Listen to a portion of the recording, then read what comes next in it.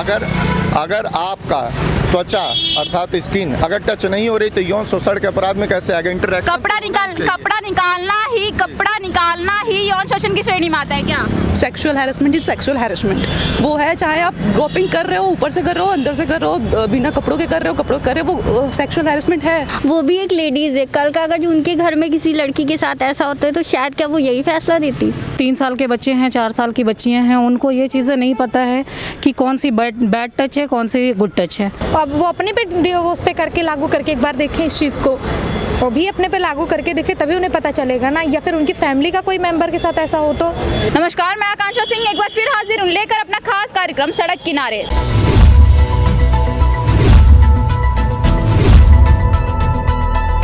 देश में महिला सुरक्षा को लेकर लाख दावे किए जाते हैं, लेकिन मुंबई हाईकोर्ट के एक फैसले ने इन दावों की पोल खोल करके रख दी है। दरअसल मुंबई हाईकोर्ट के जस्टिस पुष्पा खंडेवाल का कहना है कि निर्वस्त्र किए बिना किसी नाबालिग के प्राइवेट पार्ट्स को छूना यौन हमला नहीं है। इसी बात पर चर्चा करने के लिए हम आज मौजूद हैं उत्तर प्रदेश की राजधानी लखनऊ में, यहाँ की महिलाओं से ये जानने के लिए कि इस फैसले से यहाँ की महिलाएं कितनी खुश हैं। तो आइए जानते हैं यहाँ की महिलाओं से कि ये कितनी खुश हैं और आगे अपने आप को ये सेफ रखने के लिए क्या कुछ करती हैं। जो 19 जनवरी को महिला सुरक्षा से रिलेटेड मुंबई सरकार ने, नागपुर की बेंच ने जो पॉस्को एक्ट का निर्णय लिया है, एक वो महिला, खुद एक महिला होकर के, जज एक महिला होकर के इस तरह का वो निर्णय लिए हैं कि निर्वस्त्र अगर लड़की रहेगी तो ही उसके ऊपर तो ही उसके साथ उसको दुष्कर्म जैसी घटना या फिर जो इस श्रेणी में आएगा, तो उस पर आपका क्या कहना है कि ये निर्णय जो है ये सही है? नहीं, मेरा जहाँ तक मेरी ओपिनियन है, जहाँ तक मेरी राय है, ये निर्णय तो सही नहीं है। क्योंकि चाहे वो लड़की निर्वस्त्र हो, चाहे वो वस्त्र में हो, sexual harassment is sexual harassment.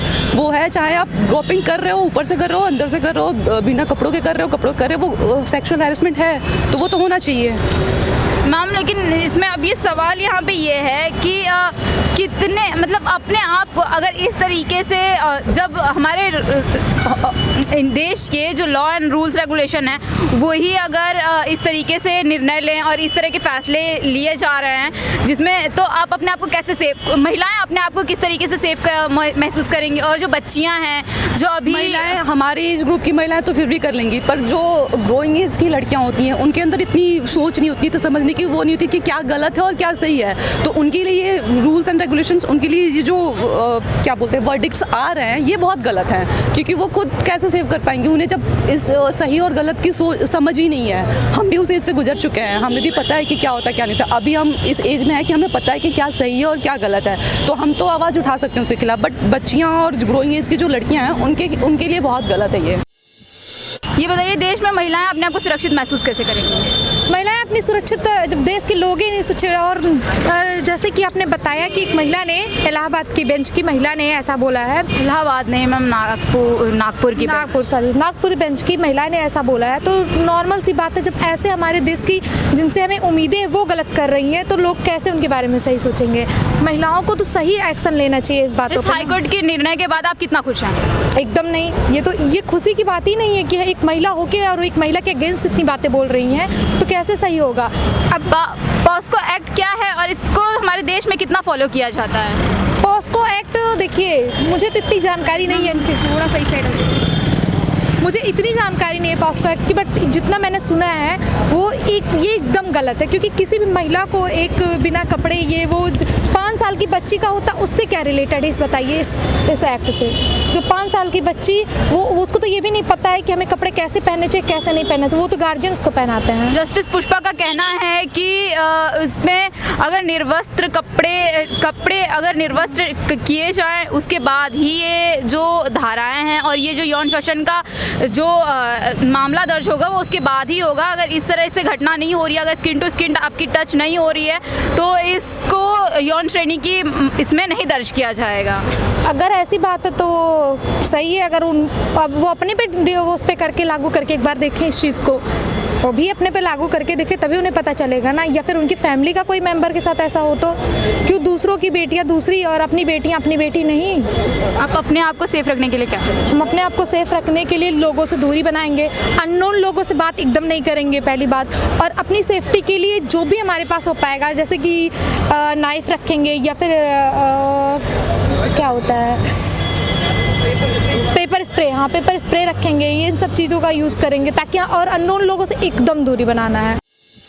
ये बताइए, अगर किसी की स्किन किसी भी कोई बच्ची है, कोई छोटी बच्ची है, कोई महिला है, अगर उसका स्किन टू स्किन टच नहीं होता है तो ये यौन शोषण की श्रेणी में नहीं आएगा। मतलब वो अगर आपका त्वचा अर्थात स्किन अगर टच नहीं हो रही तो यौन शोषण के अपराध में कैसे आएगा? इंटरेक्शन कपड़ा निकालना ही यौन शोषण की श्रेणी में आता है क्या?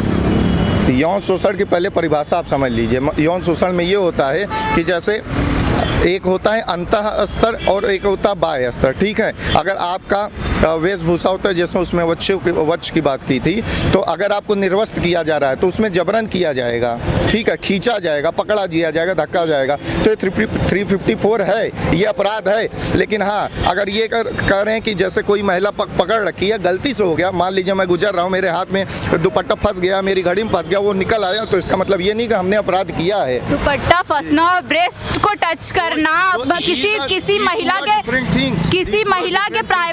महिला के प्राइवेट पार्ट्स को टच करना, किसी बॉडी टच होना, किसी महिला के प्राइवेट पार्ट को टच करना, इसमें डिफरेंस नहीं है क्या? बता तो रहे हैं, ये बिल्कुल अलग बात है। जो मैं कह रहा हूँ वो बिल्कुल अलग है, ये अपराध है और ये आज भी आईपीसी में 354 में आता है। और इसके खिलाफ अगर आप FIR करती हैं तो पुलिस को अधिकार है कि वो बिना ये ऑर्डर के आपको अरेस्ट कर सकता है, फिर आपको बेल लेनी ही पड़ती है। तो ये कहाँ से गलत हो गया? मुंबई हाई कोर्ट की पुष्पा खंडवाल ने, जो नागपुर की बेंच है, उन्होंने तो यही कहा है कि निर्वस्त्र, अगर आप निर्वस्त्र हो रहे तो ही आपके ऊपर यौन शोषण का आरोप लगेगा, जो आरोपी रहेगा उसके ऊपर लगेगा, अदरवाइज नहीं लगेगा। मैम, उस जजमेंट को अभी मैं पढ़ा नहीं हूँ, इसलिए मैं उस पर वाक्य नहीं दे। इसमें मैं यही कह रहा हूँ, अगर जज ने लिखाया है, वो भी हाई कोर्ट का जज है, कोई सड़क पर चलता हुआ आदमी नहीं, अगर उसने लिखाया है, जरूर उसने कोई ऐसी बात देखी होगी, उस केस में कोई फैक्ट होगा जिसमें ये उसे लगा होगा कि उस पर गलत चार्ज लगाए जा रहे हैं, ये सही नहीं है। हाल ही में मुंबई हाई कोर्ट की एक जस्टिस, जो कि पुष्पा खंडरवाला नाम की हैं, इन्होंने डिसाइड किया है कि उनका कहना यह है कि अगर कोई भी नाबालिग लड़की है, अगर वो स्किन टू स्किन अगर आपका टच नहीं हो रहा है तो वो उसको यौन शोषण की श्रेणी में नहीं माना जाएगा। उस पर आपका क्या कहना है? देखिए, सबसे पहली बात तो देखिए, ये सब चीज़ें तो बिना टच किए तो इंसान नहीं करेगा कोई भी चीज़, ठीक है। एक तो वो बच्ची है, बच्ची अगर अपनी मम्मी पापा कोई भी चीज़ बता सकती है कि मम्मी पापा ये इन अंकल ने मेरे साथ कोई गलत काम किया है, बट ये है कि इस पर होनी चाहिए सर, कार्रवाई होनी चाहिए। अगर जो भी आदमी, देखिए, बाप बिना छुए तो बच्ची के साथ कुछ भी वो नहीं करेगा। जो जिस तरीके का फैसला लिया, उस फैसले से आप कितना खुश हैं? मैम, बिल्कुल भी नहीं खुश हूँ, बिल्कुल भी नहीं खुश हूँ, क्योंकि ऐसी चीज़ें उनको बोलनी ही नहीं, क्योंकि वो भी एक लेडीज़ है। कल का अगर जो उनके घर में किसी लड़की के साथ ऐसा होता है तो शायद क्या वो यही फैसला देती? तो मुझे तो नहीं लगता कि ये फैसला उनको देना चाहिए। आप अपने आप को सेफ रखने के लिए क्या करें? मेरे हिसाब से एक्चुअली मैं तो अपने पापा मम्मी के साथ ही ऑफिस से निकलती हूँ, और मैं किसी अननोन पर्सन से तो बिल्कुल भी बात नहीं करती हूँ। बिना कपड़े के या फिर स्किन टू स्किन उसकी जब तक टच नहीं हो रही तब तक उसको यौन शोषण की श्रेणी में नहीं माना जाएगा। उस पर आपका क्या कहना है? मेरा कहना तो ये है कि अभी जो इस पर्पज़ से बात हुई है, पर छोटे बच्चों के साथ तो नहीं किया जा सकता, पर अगर किसी ने किया है तो उसके ऊपर कार्रवाई ज़रूर करनी चाहिए।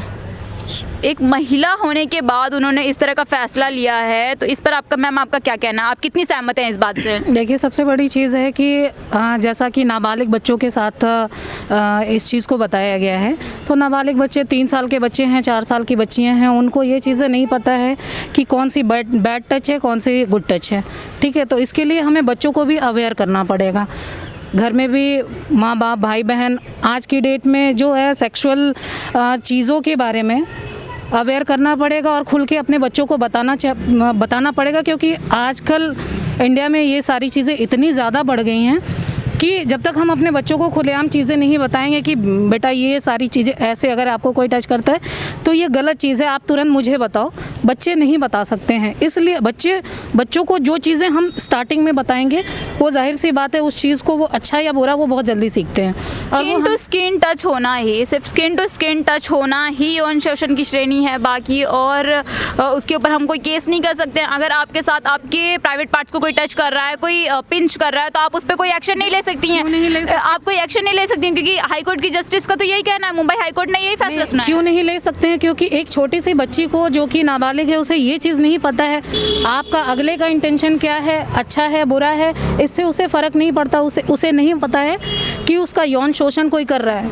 कोई ज़रूरी नहीं है कि यौन शोषण के लिए आपको निर्वस्त्र करके ही उसके बाद बच्चियों के साथ बलात्कार या कुछ दुराचार किया जाता है। लेकिन कुछ लोगों का इंटेंशन ऐसा भी होता है कि वो छोटे बच्चों को पहले अपने पास बुलाते हैं और गलत तरह की हरकतें करते हैं। तो इस चीज़ों से बच्चों को अवेयर कराना बहुत ज़रूरी है। एक फीमेल जस्टिस होने के बाद जिस तरीके से जस्टिस पुष्पा ने अपना ये फैसला सुनाया है, उनके ऊपर ये कितना शोभा देता है? बात देखिए, मैं किसी शोभा देने और ना देने की बात यहाँ है कि हम लड़कियों के लिए, नाबालिग लड़कियां हैं, बच्चियां हैं, हम कैसे अपने आप को, अगर मैं भी एक लेडी हूँ, मैं और रियल एस्टेट सेक्टर में काम करती हूँ, इसके लिए मैं ये भी नहीं कहूँगी कि मुझे किसी से बात नहीं करनी है। हमारा सेक्टर ही ऐसा है कि हमें जेंट्स, लेडीज़, छोटे बड़े सबसे बात करनी पड़ती है।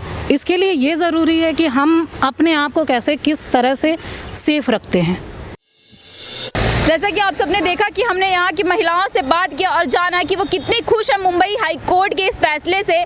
और ऐसे ही आगे के अपडेट्स हम आप तक पहुँचाते रहेंगे। तब तक के लिए जुड़े रहिए नेटवर्क 24 के साथ और ऐसी तमाम खबरें देखने के लिए सब्सक्राइब करें हमारे चैनल को। देश विदेश प्रदेश की सारी खबरें पढ़ने के लिए लॉग इन करें हमारा वेब पोर्टल www.network24news.com या फिर www.network24news.in।